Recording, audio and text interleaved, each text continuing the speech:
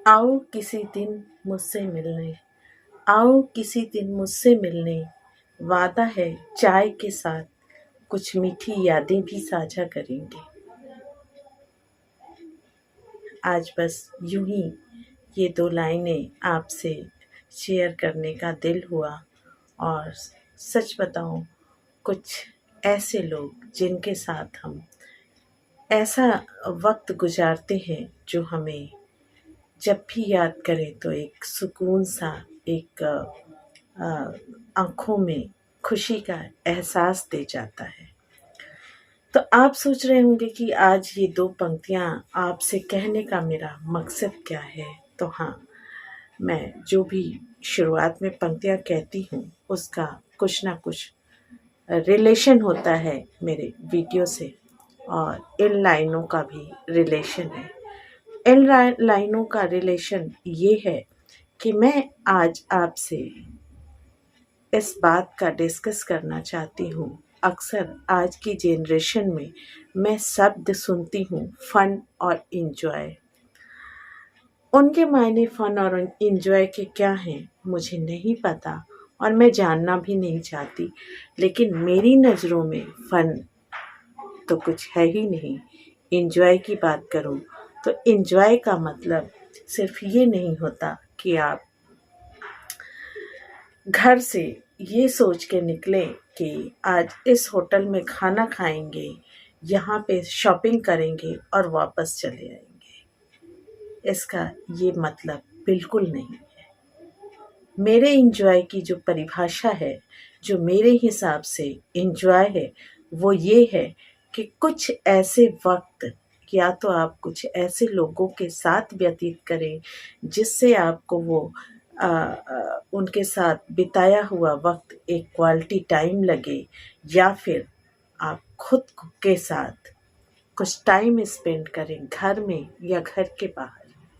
घर के बाहर से मेरा मतलब है कोई ऐसी डिश होगी, कोई ऐसा कॉफ़ी शॉप होगा जहाँ पे जा कर के और खुद उस चाय की या उस कॉफ़ी की चुस्कियों में एक सुकून सा मिलता हो, और कुछ ऐसी बातें, कुछ ऐसी मेमोरीज़ जो आपके ज़हन में आए और आपको एक आत्मसंतुष्टि, एक सुकून का भाव दे जाए।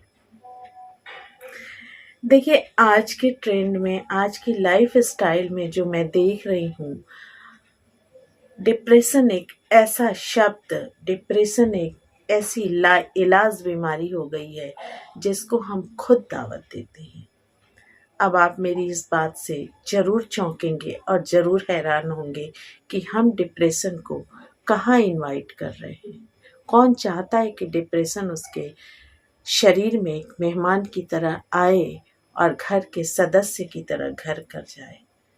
तो बहुत सी चीज़ें ऐसी होती हैं जो हम बेख्याली में कर जाते हैं, और जब उसका रिज़ल्ट हमें परेशान करने लगता है तो हम उस पे संज्ञान लेते हैं कि इस चीज़ को तो हमने ही इनवाइट किया।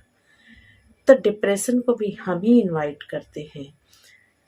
क्यों? क्योंकि हम खुद से बातें करना भूल जाते हैं, खुद से प्यार करना भूल जाते हैं, खुद को एक्सेप्ट करना भूल जाते हैं। हम दूसरों के लिए तो अपने टाइम को निकाल लेते हैं, लेकिन हम अपने लिए नहीं निकालते। आज का जो ट्रेंड है, मैं फीमेल की बात करूं, कि वो पार्लर में तो टाइम देती हैं, लेकिन जो ग्लो उनके डेली रूटीन से आ सकता है उस ग्लो को वो नज़रअंदाज करती हैं। शायद इसका रीज़न ये है कि उनको वो नेचुरल ग्लो पाने में बहुत मुश्किल लगती है। तो आपको मैं बता दूं कि ऐसा भी कोई मुश्किल नहीं है, ये बहुत आसान है। और अगर आपने इस चीज़ को अपने लाइफ में ऐड कर लिया, इस चीज़ को आपने फॉलो कर लिया, तो ना तो आपको लाफिंग क्लब में जाने की ज़रूरत पड़ेगी, ना ही किसी मेडिटेशन सेंटर में, और ना ही किसी साइकियाट्रिस्ट या साइकोलॉजिकल की ज़रूरत पड़ेगी, डॉक्टर की ज़रूरत पड़ेगी। एडवाइस की ज़रूरत पड़ेगी, क्योंकि आप खुद, हमारा इलाज हमारे हाथों में है। और कहते हैं ना कि अगर माइंड सही है तो सब कुछ सही है। सोच आपकी अगर सही दिशा में जा रही है तो सब कुछ सही दिशा में जाता है। जहाँ सोच आपकी गड़बड़ होती है उसके हिसाब से आपकी daily life, daily routine unbalanced होती है। और ब्रेकफास्ट आपका कभी हो रहा है, लंच आपका कभी हो रहा है, पेट भरने के लिए आप कुछ भी खा रहे हैं। तो आपने ये भी सुना होगा कि अगर आप मन से खाना ना खाएं तो वो तन को भी नहीं लगता, और जब तन को नहीं लगता तो सारी चीज़ें गड़बड़ होती जाती हैं। दिमाग में चल कुछ रहा है, कर आप कुछ रहे हैं, तो उसका इफेक्ट तो पड़ता है।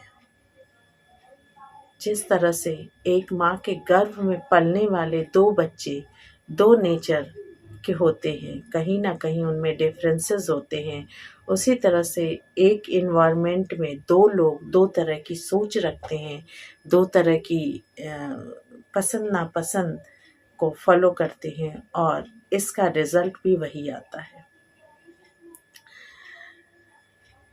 देखिए, लाइफ में मुश्किलें सबके साथ हैं, कोई ऐसा नहीं है जिसके साथ मुश्किलें नहीं हैं या जो मुश्किलों से रहित है।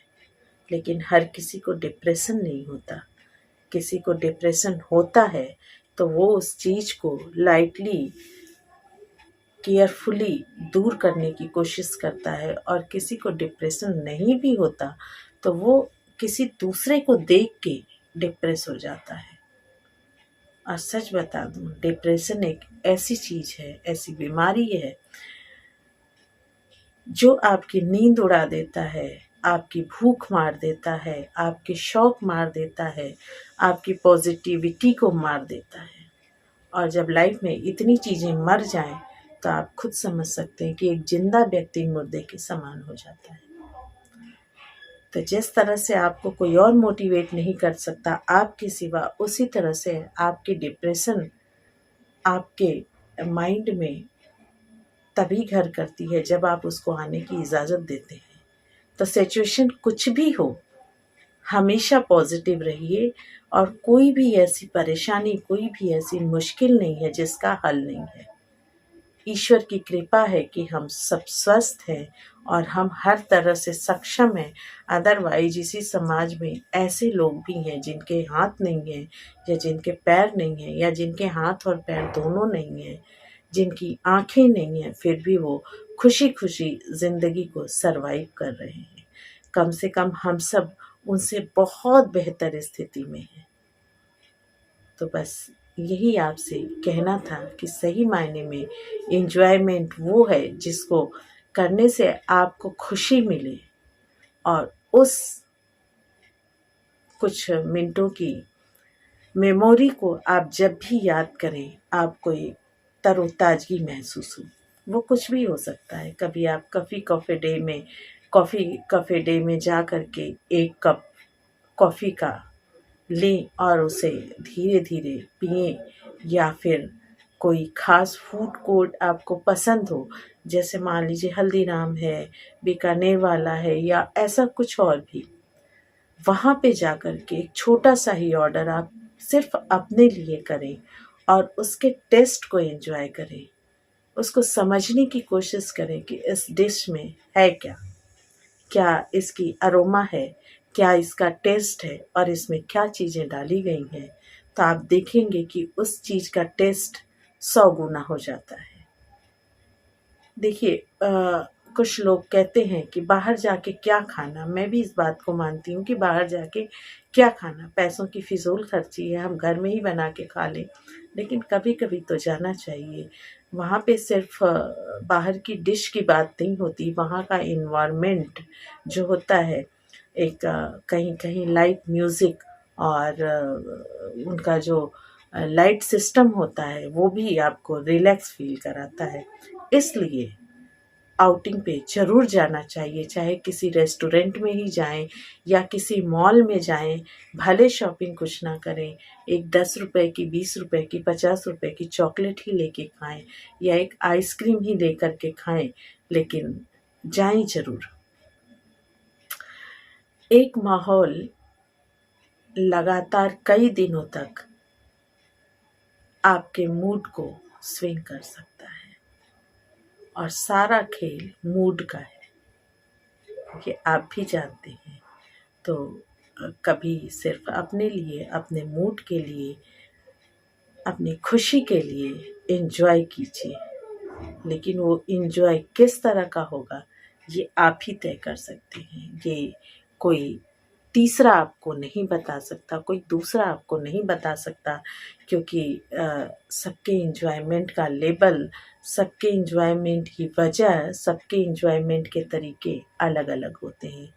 किसी को बनारस के घाट के किनारे बैठ के खुशी महसूस होती है, किसी को भगवान के मंदिर में, किसी को हिल स्टेशन पे, और किसी को अपने घर के बगीचे में ही बैठ के झूले पे झूलते हुए एक कप चाय की शिप करते हुए ही एंजॉयमेंट फील हो सकता है।